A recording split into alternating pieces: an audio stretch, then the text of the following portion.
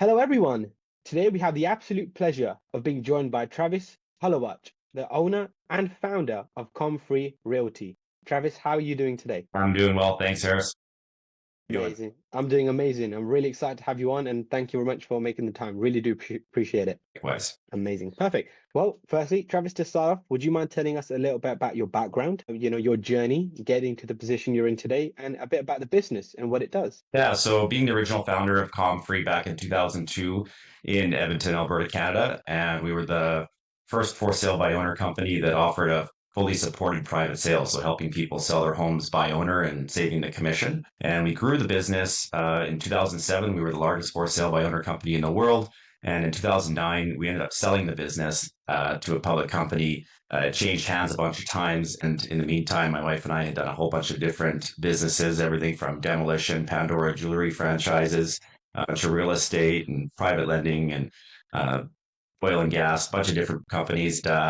In the meantime, watched our baby die a slow death over 13 years. And then my wife and I said, you know what? The business is not what it used to be. It's not, the service isn't there to the customer anymore. Let's bring it back. So we were able to get the ComFree brand back from another company that owned it at the time. And so we relaunched it back in 2023. And here we are now fully back where we should be and offering the service again to customers who want to save some money on commission and have just a general better experience in real estate. Amazing, perfect. And what does your background look like before obviously diving into business and things like that? I guess from early childhood and growing up in your teens, what did that look like? What were your interests and what actually got you into business? Yeah, very humble beginnings. Grew up on a farm just outside of Edmonton, and yeah, didn't have a lot. We were, I wouldn't say poor farmers, but we were very humble and had going out for dinner was a treat, and certainly didn't go on ski trips. That was what I saw as a rich man's sport. And yeah, my parents just had a very humble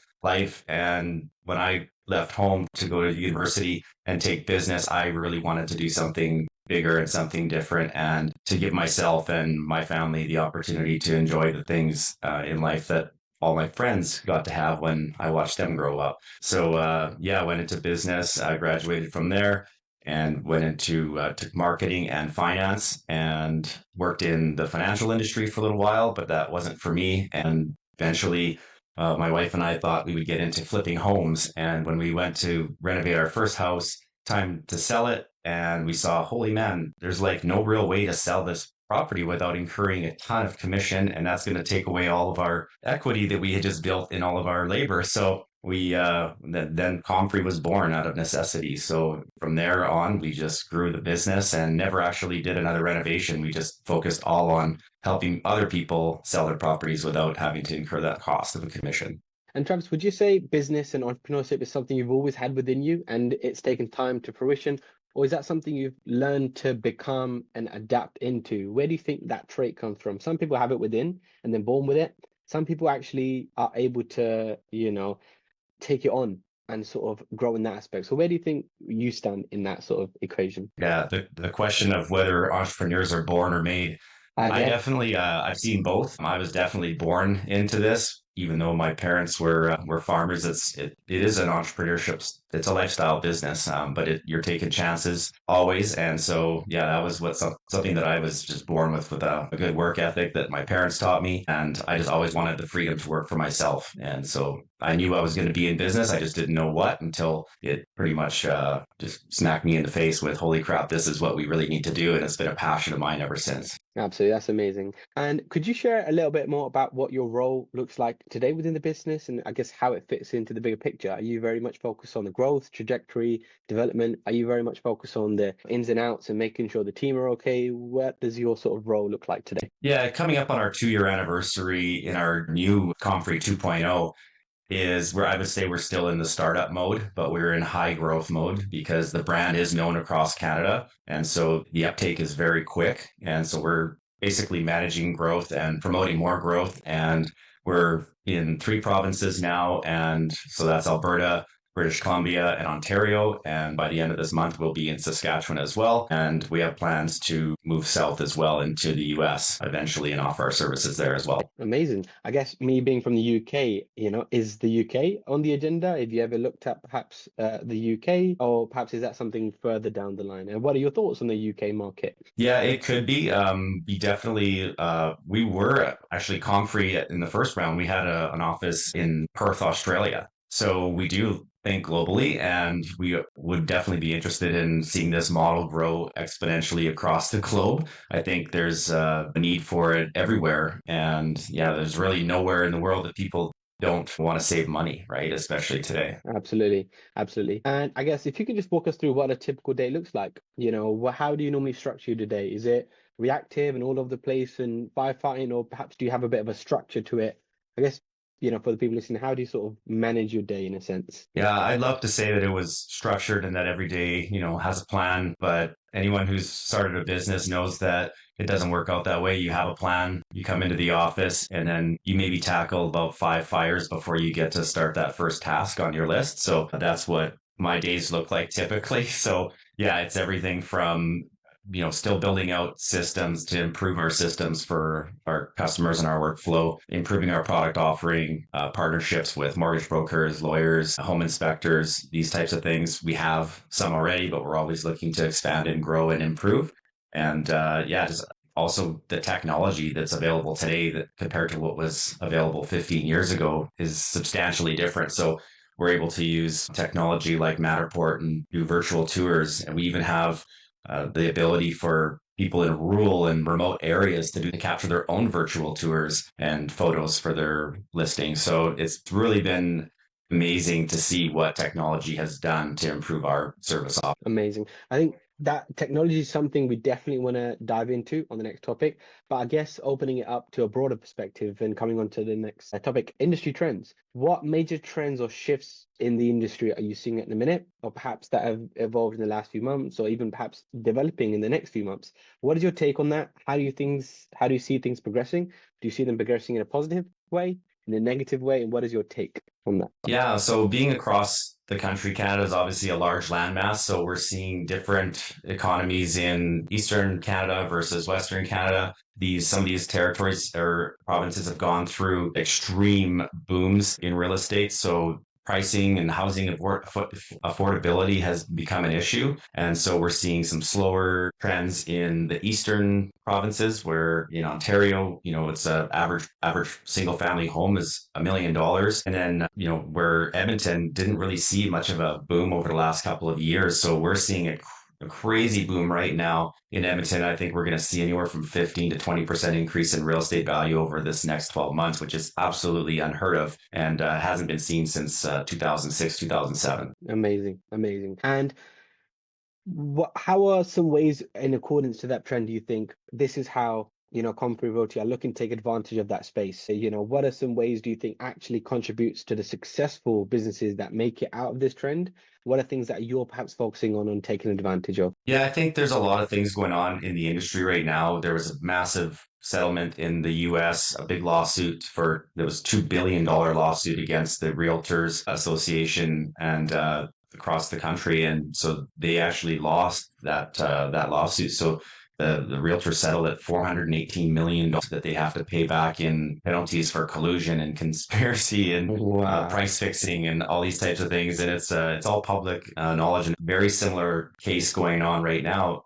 Big action going on across Canada with all the boards being looked at and under scrutiny, and it's in the courts now. And for the same thing, price fixing, collusion. Commissions were designed to be flexible and negotiable. And in Canada and certainly in the US as well, it became just sort of like, this is the expectation, check which box of commission you were offering. It wasn't like, what do you think, is going to be a fair price? And the reality is that circumstances are different for every property. Some need to sell quickly. Some need, some have all the time in the world. And, it's really, as values have gone up as a percentage, commissions have doubled and tripled over the last 20 years. And, certainly people's paychecks aren't. So the affordability issue is is apparent. And so when you have to pay 20 or 30 or $40,000 in commission on a sale, it's really, especially if you're downsizing, it's a big chunk of cash to take a hit on that when you're trying to make ends meet.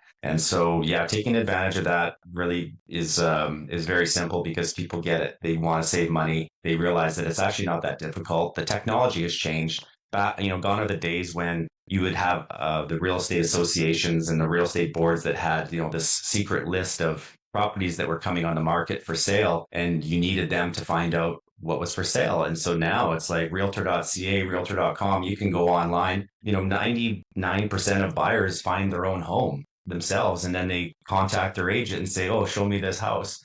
They go book the showing and then put in an offer. It's really not that complicated. Eliminating the middleman is not as difficult as it used to be. And so people are showing it time and time again. We have a ton of success. We have over 92% success rate across the country. In Edmonton alone, we're at 100% success rate right now for 2025. Properties are selling in a matter of days and people are saving tens of thousands of dollars. And if you just think about how many hours you'd have to work to save $20,000, it's crazy. So we're just happy to be offering this service. And what I love about ComFree is that it's a feel good business. We make a little bit of money off of helping people save a lot of money. And that feels good every day. Absolutely. And you touched very nicely on technology. So I guess discussing that as an industry trend, that's been massive in the past 10, 15 years. So how do you think technology is actually advancing and developing to be able to, cater towards a business like yours and even as the industry as a whole? How do you see technology improving businesses and making them more efficient and actually, resulting in a better end service or product for customers? Right. Well,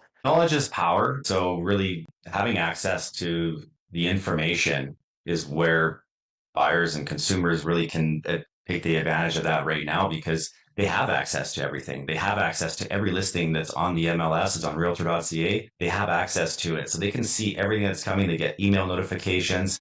All of a sudden it's like, what do we need that person in the middle for? And, us putting our listings on the MLS was not something that the real estate boards wanted. The Canadian Competition Bureau sued the Canadian Real Estate Association for having a monopoly on real estate in Canada, which they did, and to a degree they still do. So they were forced to create a mechanism whereby somebody could post their home on the MLS and not have to offer a commission. And so we're taking advantage of that because no other brokerage would do that. Why would they give up, earning tens of thousands of dollars in commission and not take a commission when, they've got their business in place? So we're bringing that to the market and bringing that service to people so that they can get their home on the full exposure of realtor.ca and not have to pay that full commission.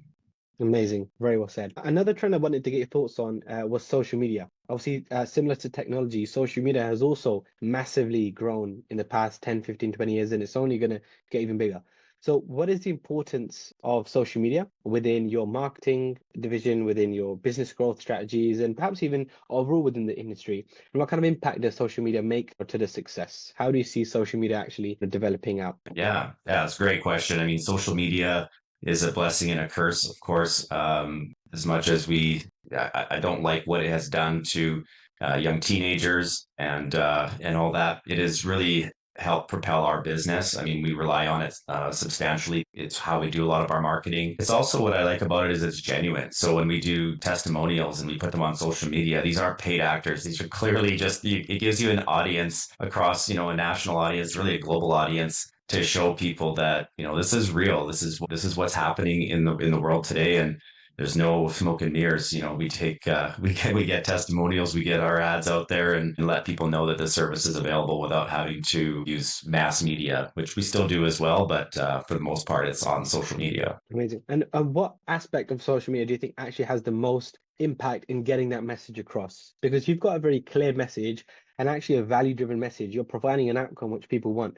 So how do you think that is portrayed and translated in terms of social media to the masses? Yeah, I think testimonials are huge. When people can see that they're not the first person to sell their home on their own, they're not a pioneer paving the road. Like, this has been done now for over 20 years. We've been doing this, and really it's exciting for people to see that. Okay, it gives them confidence that, okay, they can do this. And, if they can do it, I can do it. And we've had people in their mid 80s sell through ComFree, and, it's so heartwarming, and I just love it because, anywhere that I go and I run into somebody who has sold their house through ComFree, it's just such a feel good thing. They're like, oh yeah, you guys are awesome. We run into them at trade shows and they're like, yeah, we sold 3 houses for you guys. It's awesome. I'm so glad you guys are back.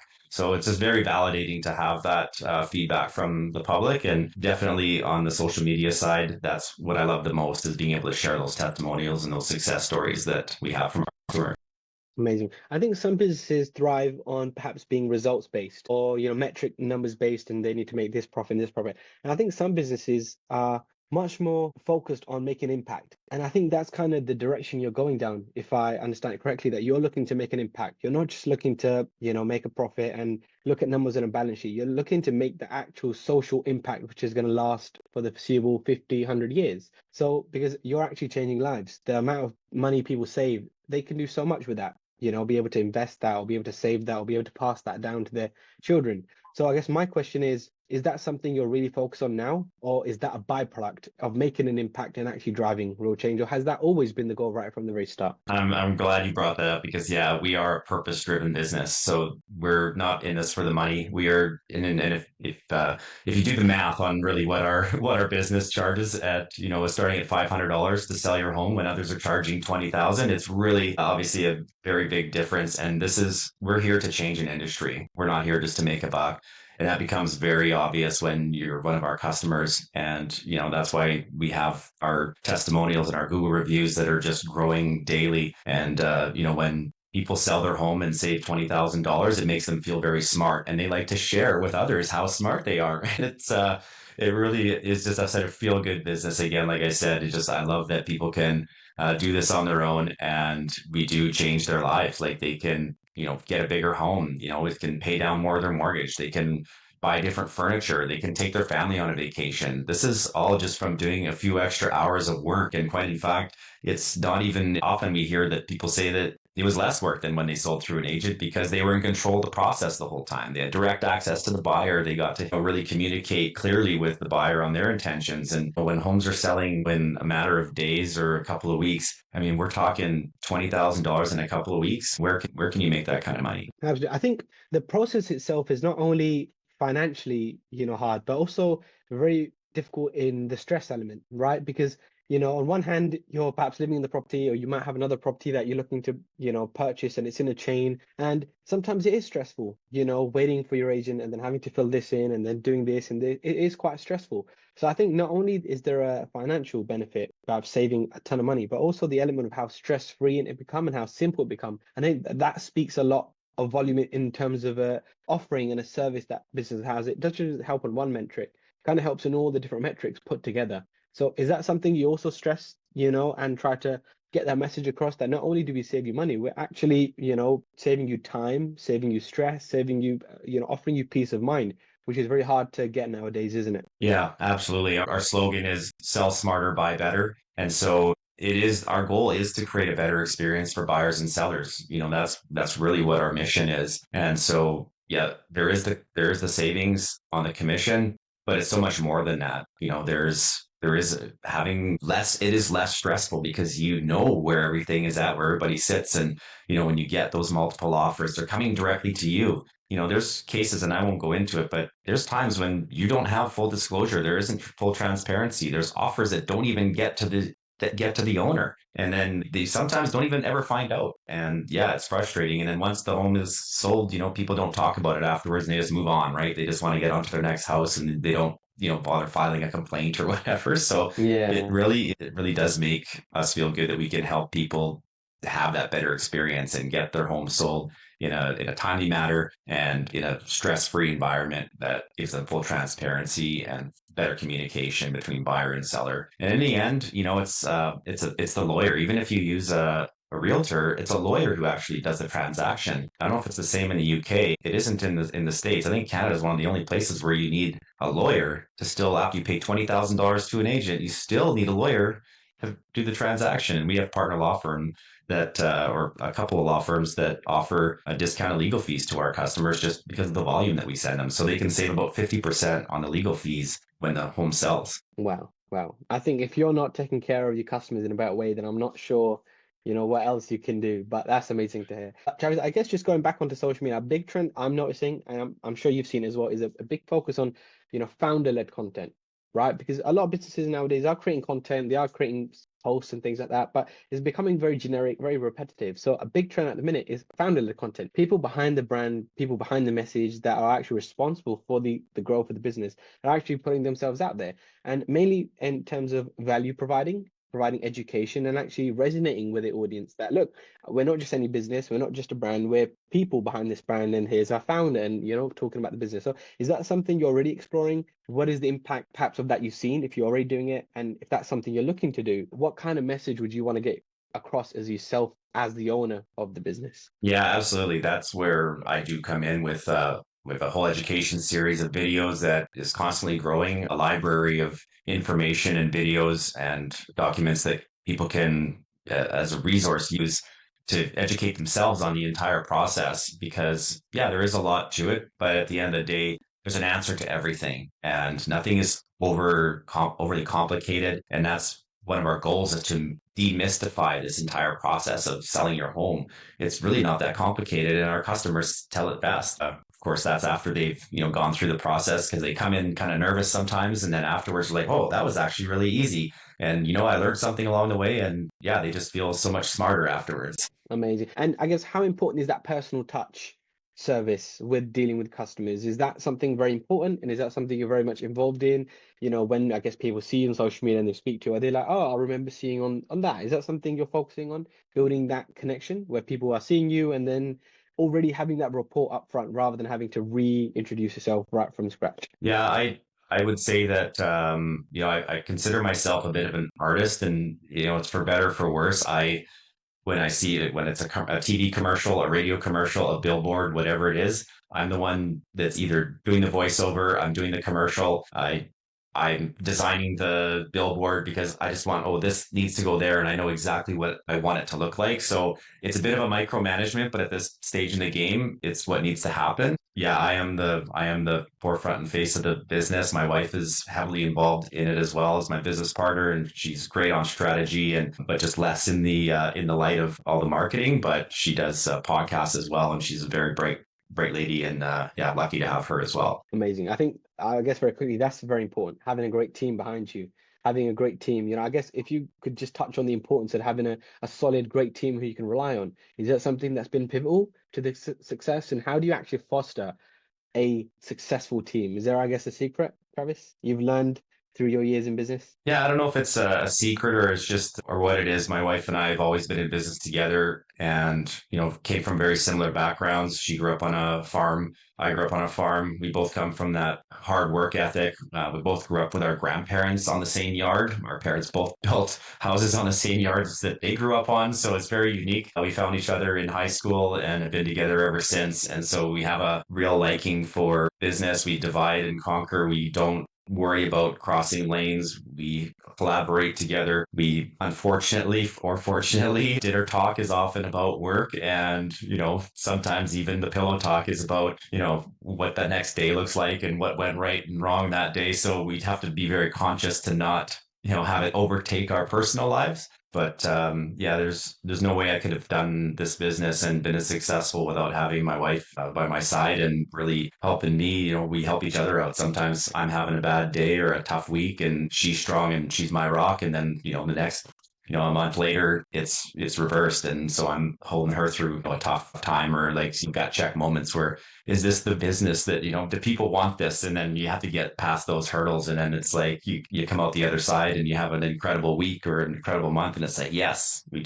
did it again, we love it. And so building the to touch on the team side of things with a staff, I like to say that we have more people that want to work for us than what we can hire. We do put a big importance on company culture. We have our core values are key. We repeat them before every meeting. We do core value examples and share core values where we've identified them within the team. And really, it's been a big part of how we built our team, and our culture is around our core values. Amazing. I guess that touches on very nicely to our next topic is, honing in on more of the business. So I guess what is some areas that are working really well for yourself within the business and they're going strength to strength?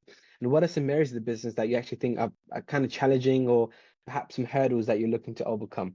And perhaps you could even go into team in more detail, perhaps another area of the business? Yeah, sure. Like I think our biggest success is just our customer success. Over 92% success rate. That's strictly due, I would say, to the exposure that being on Realtor.ca, 40 million plus visitors a month. It's where 100% of buyers are shopping. Overcoming that hurdle of getting the exposure for our listings has been addressed. But it comes with, being a licensed brokerage that's regulated and is unfortunately still very regulation heavy and has, there has its limits and challenges within that. High fees, being a part of all the boards is very expensive. And, just some of the restrictions and things that you can't do by being on the MLS, and you don't have the same freedoms. I think that is constantly improving due to pressure from the industry, even within their own members. And certainly from us, we want to see things get not to where there's no rules, but it's like you need to be able to still do business and, within reason, be able to just have a good business that does good things for people and doesn't have to get weighed down and bogged down and by fines and sanctions for the tiniest little things. And that's really where you get nickel and dimed. Unfortunately, it's just part of the cost of being a licensed brokerage. Amazing. And I guess looking at with the business, what are some metrics that you think are on the list to actually improve? I guess, where is it within marketing? Is it within maybe sales? Is it within even, the team, customer support? What areas do you feel are doing really well? And what areas do you think are perhaps, not as up to scratch as you'd hope? And you're maybe looking at implementing ways to improve them, or all round, are they doing well? Being able to start ComFree 2.0, so to speak, gave us a lens that we wouldn't have had in our first round. And so when we were building ComFree, one of the things that we talked about was, okay, what's a list of things that we didn't like in the first round that we could change this going forward so that we can make this thing scalable, so we can make it just a better experience for our customers? Where were the roadblocks? What were the challenges we had before? Some of those were just how labor intensive it was before, but we've replaced all that with technology. So having photographers across the country and being able to use Matterport has been absolute game changer for us. Those are the wins. As far as even shipping, like we UPS all of our signs across the country, and it's very inexpensive now. And with Amazon, I think that's one of the things that brought shipping prices down. So we can ship the signs for really inexpensive to get the sign right to their home. And, I'm trying to think of like something that we haven't been able to overcome yet. Really, again, it just comes down to the challenges within the structure of being on the MLS and being a licensed brokerage, because it's not our own network. When we were ComFree the first time, we just were comfree.com. There was no MLS. We controlled what the listings looked like, what they said, and it was unregulated. But now being on the MLS, that is a challenge, is that we have to fall within their rules, and we're okay to do so, but it is our biggest challenge. Amazing. And I guess just touching on, trends and business is, a big trend that's developed in the last 1 or 2 years, and it's only going to get even bigger, is AI. Is AI something you're already implementing within the business? Is that something you're still learning about and perhaps down the road? What's your take on AI? And, do you see it developing in a positive way, or do you think perhaps there's some ways we can get stuck and maybe fall down a rabbit hole? What's your overall take on AI? Yeah, I think I know there's so many businesses, and I've been a part of a business group for 21 years now called the Entrepreneurs Organization. And I know that there's so many people that are using AI in their businesses, and I've reached out to them. Okay, how can we implement AI into our business? And it's anywhere that we could potentially do it. We're just not there yet with the accuracy and the advancements Yeah. in the AI. I'm sure in the next couple of years it will be. Even on our chat bot or our chat window on our website, we don't use a bot.